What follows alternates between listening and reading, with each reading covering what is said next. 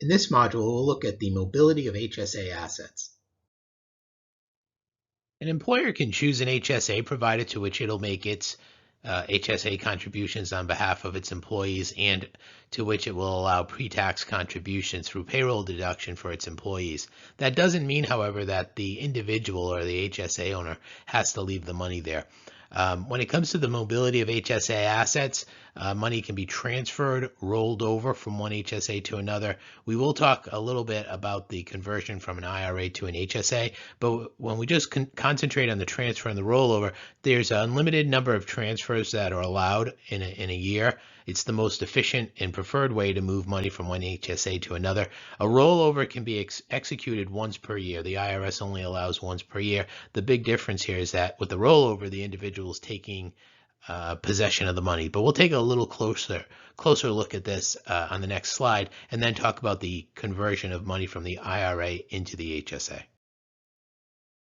So when it comes to moving money from one HSA to another, there's two options, a transfer and a rollover. The transfer is made custodian to custodian. There's no limit to the number of transfers one can make, and the transfer is the most efficient way to move HSA assets from one provider to another. A rollover is different from the transfer in the fact that the individual HSA owner is taking possession of the funds, actually withdrawing the money from the health savings account, and now is given 60 days to deposit the funds into a new HSA in order to avoid a penalty of 10% plus taxes plus a 20% penalty on top of that for a non-qualified medical expense withdrawal. So super important, obviously, to get that money back into that HSA.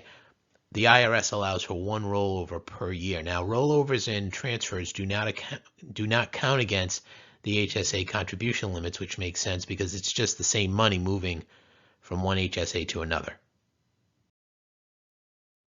If you still have questions with regards to this module, please email us at info@accesspointhsa.com.